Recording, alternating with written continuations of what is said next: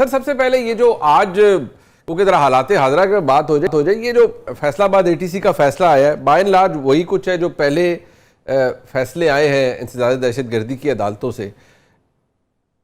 Does it change any thing یا یہ کوئی چیز کو ری انفورس کرتا ہے کہ جی جو ریاستی لینز ہے وہ 9 مئی کو اسی طرح سے دیکھ رہا ہے جس طرح پہلے دیکھ رہا تھا, کوئی معافی نہیں, کوئی ایڈجسٹمنٹ نہیں, کوئی افہام و تفہیم نہیں, اور جو سزا کے حقدار ہیں ان کو سزا ملے گی, جنہوں نے جرم کیا ہے ان کے ساتھ کوئی بات چیت نہیں ہو سکے گی, یا یہ ایک ایکسپیکٹڈ تھا, ایسے ہی آنا تھا, and there is nothing much about it؟ شکریہ منیب. اگر آپ اس کو گراس روٹ سے اوپر کی طرف لے کے جائیں تو اس کی مختلف تہیں ہمارے سامنے آ جائیں گی. ایک تو یہ ہے کہ مقامی طور پر آپ کو پتا ہے کہ رانا ثنا کا ڈیرا جو ہے وہ پہلی مرتبہ حملے کی زد میں نہیں آیا. اس سے پہلے بھی ان کے سیاسی مخالفین جو ہے نا ان کو چیز کرتے ہوئے ان کے ڈیروں کی طرف گھر کی طرف جاتے رہے. تو سیاسی جو عنصر ہے اس تمام حملے کا آپ اس کو رد نہیں کر سکتے. میں یہ نہیں کہہ رہا کہ سیاسی وجوہات کی بنیاد پر ہوا تو 9 مئی کے واقعات کے تسلسل میں ہے, لیکن آپ کو پتہ ہے کہ جب آگ لگی ہوتی ہے تو بعض لوگوں کو ہوتا ہے کہ یار ہم بھی اس کے اندر سے سگریٹ لگا کے تو اپنا معاملہ طے کر لیں. تو مجھے لگتا ہے کہ سیاسی طور پر رانا ثنا کو ٹارگٹ کیا گیا کیونکہ اس کے اندر ڈومیسٹک اور لوکل کنسٹیچوئنسی کے پولیٹیکل ایلیمنٹس بھی انوالو تھے, لیکن پیغام ان کو واضح انداز سے گیا ہے کہ اگر آپ نے بڑے قومی معاملات کے اندر سے سیاسی کو فائدہ اٹھانے کی کوشش کی ہے تو اس کی کسی قسم کی کوئی معافی آپ کو نہیں مل سکتی. دوسرا جو آپ نے ذکر فرمایا, جو اس کی اہمیت ہے وہ اس کے تسلسل میں ہے. اگر یہ ایکسیپشن ہوتا تو ہم اور آپ اس کے اوپر کسی اور زاویے سے بات کر رہے ہوتے, اور یہ تسلسل 2 قسم کے ہیں, ایک پکڑ میں بھی ہے اور ایک چھوٹ میں بھی ہے. تو پکڑ میں جو لوگ آئے ان کو سزائیں وہی ملیں جو پہلے جو لوگ پکڑے گئے تھے ان کو سزائیں ملیں. اب میرے خیال میں 200-250 قریب تو لوگ ہو گئے ہیں, وہی 10 سال کی سزا اس کے اندر ملی, وہی فساد پھیلانے کا معاملہ. فیصلہ آباد میں ذرا سنجیدہ معاملہ اور تھا کیونکہ ایک باقاعدہ ISI کا ڈیٹ تھا جس کو نشانہ بنایا گیا. تو جو عمومی فریم ورک ہے اس فیصلے کا اس کے گرد وہ حملہ بھی آپ کو ذہن میں رکھنا ہوگا کیونکہ فیصلہ آباد ایک بڑا سنجیدہ قسم کا ایشو بن گیا تھا. تو اس میں آپ کو تسلسل نظر آتا ہے کہ 10-10 سال سزائیں ہیں اور ریگریس امپریزنمنٹ ہے. جو چھوٹ ہے اس کے اندر بھی آپ کو وہی لوگ اس میں سے بچتے ہوئے نظر آ رہے ہیں جو پہلے مقدمات کی زد میں سے بچتے ہوئے ہیں. فواد چودھری ہے اس کے اندر, اس میں اگر پرومیننٹ نام لیں تو پھر ظاہر شاہ محمود قریشی بھی ہیں اس میں.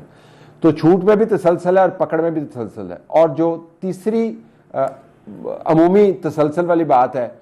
وہ پیغام ہر کسی کو دیا جا رہا ہے کہ چاہے وہ علیمہ کے بیٹے ہوں, چاہے وہ پاکستان تحریک انصاف کی پنجاب کی قیادت ہو, چاہے وہ leader of the opposition in the senate ہو, چاہے وہ leader of the opposition in the national assembly ہو, اگر آپ 9 مئی کے مدار میں ہیں تو یہ مدار آپ کو حصار میں لے لے گا اور چھوڑے گا نہیں. تو میرے خیال میں اس میں ایلیمنٹ آف سرپرائز تو نہیں ہے, لیکن جو بڑی خبر ہے وہ یہی ہے کہ ایلیمنٹ آف سرپرائز نہیں, یعنی اس میں کوئی آپ کو جو ہے نا کوئی انفلوئنس ہوتا ہوا نظر نہیں آیا, بین الاقوامی کیمپین سے انفلوئنس ہوتا ہوا نظر نہیں آ رہا. یہ that is the important element. ابھی آپ نے ذکر کیا دل صاحب علیمہ خانم صاحبہ کے بچوں کا, بیٹوں کا. اچھا اس میں اگر آپ تسلسل دیکھیں جس طرح سے پہلے گرفتاری ہوئی وہ پھر CCTV کی فوٹیج سامنے آئی,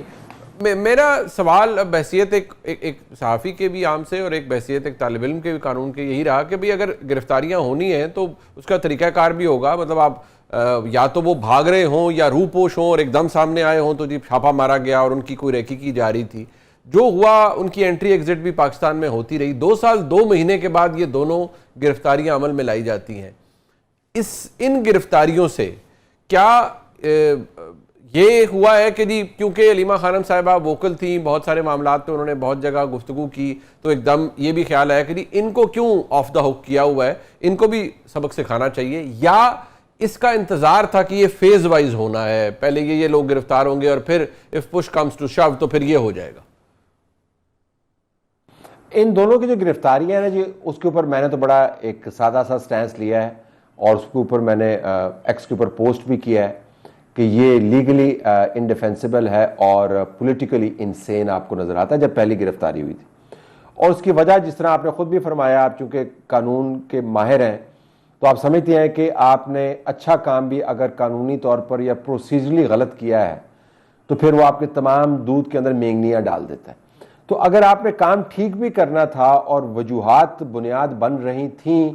جو آپ کے خیال کے مطابق which can stand in the court of law, تو پروسیجرلی آپ نے اس کی خبر بنوا دی. دوسری بات یہ ہے کہ جس طرح آپ نے خود ہی فرمایا کہ ان اینڈ آؤٹ یہ کرتے رہے ہیں اور ان کو بظاہر چھوٹ ملتی نظر آتی رہی ہے. اگرچہ وہ ڈیفینس نہیں ہے, یہ عین ممکن ہے کہ ان کی ایکٹیویٹیز مانیٹر کی جا رہی ہوں, یہ دیکھا جا رہا ہو کہ باہر جا کر کیا علیمہ خان کے پیغامات کو یہ تو نہیں پھیلاتے, کیا سوشل میڈیا کو یہ تو نہیں چلاتے جو ایونچولی بعد میں یہ بات نکلی. لیکن یہ سارے کام جو ہے نا, ان کے بارے میں پہلے سے آپ کو معلومات کی فراہمی کے ساتھ میرے خیال میں کوئی انیبلنگ انوائرمنٹ یا موافق ماحول بنانا چاہیے تھا تاکہ یہ نہ لگے کہ یہ فیملی وکٹمائز ہو رہی ہے. اب علیمہ کا جہاں تک تعلق ہے, ان کے بارے میں پارٹی کے اندر آراء برے طریقے سے بٹی ہوئی ہیں. آپ خود سمجھتے ہیں کہ وہ آراء کیا ہیں, وہ بہت ذرا کمپلیمنٹری آراء نہیں ہیں. جو ان کے ساتھ بھی کھڑے ہیں وہ بھی فرینکلی ایک ہاتھ سے ان کے ساتھ مسافہ کرتے ہیں, دوسرے ہاتھ سے انہوں نے ناک پکڑا ہوا ہوتا ہے کیونکہ ان کو پتا ہے کہ سیاسی طور پر یہ بہت متنازع ہے. جو ان کے مخالفین ہیں وہ تو ان کو اسٹیبلشمنٹ کا ٹاؤٹ کہتے ہیں, اور وہ کہتے ہیں جی یہ کیسے ممکن ہے کہ ایک خاتون چلتی ہے لاہور سے, موٹر وے سے آرام سے آتی ہے اور اس کے بعد اڈیالہ کے سامنے ہو کے ایسے ایسے بیانات دیتی ہے کہ منیب صاحب وہ کوئی بندہ وہ بیانات جو ہے نا دے کر ہضم نہیں کروا سکتا, اور اس کے بعد ہلکی سی ایک ان کی پکڑ سی ہوتی ہے, پھر چکری کے اوپر یہ اپنی پسند کا کھانا کھاتی ہے اور واپس چلی جاتی ہے. اچھا ایک مرتبہ ہو, 2 مرتبہ ہو, 3 مرتبہ ہو, اب یہ روٹ یہ بن گیا ہے ان کا, یعنی ادھر سے لاہور سے Adiala Chakri stop over and then back. تو کہنے کا مقصد یہ کہ جو اصل میں لیڈ کر رہا ہے اس تمام فساد کو, اور جنگ کے معاملات ہوں یا دوسرے ہوں, اس کو تو چھوٹ ہے. اب ان دونوں کو پکڑنے کا ایک جو مجھے سمجھ آتی ہے, ہمیں اب بتایا گیا ہے, وہ آپ نے بھی دیکھا ہے کہ جو ایف آئی آر ہے اس کے اندر بھی یہ درج ہے کہ مطلوب تھے اور یہ باہر سے سوشل میڈیا کے اوپر بھی کام کر رہے تھے. اس کے علاوہ جو ایف آئی آر کے علاوہ جو بات چیت ہو رہی ہے, ایک یہ بھی پیغام دینا بڑا واضح تھا کہ سلمان اور قاسم جو ہیں ان کے ساتھ بھی یہی سلوک ہوگا.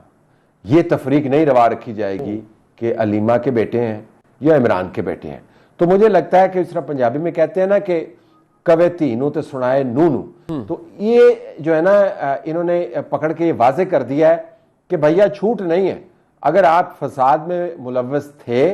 وقتی طور پر ہم نے ڈھیل دی تھی, تو وہ ڈیل نہیں ہے, اور اگر آپ فساد کرنے کے لیے آؤ گے تو ہم یہ نہیں دیکھیں گے کہ آپ کا آخری اور پہلا نام کیا ہے, ہم نے آپ کو پکڑ لینا. تو میرے خیال میں اس کے ملٹیپل پرپزز ہیں جس کی وجہ سے ان کا جو میرٹ بیسڈ مقدمہ ہے وہ آپ کو پس پش جاتا ہوا نظر آتا ہے.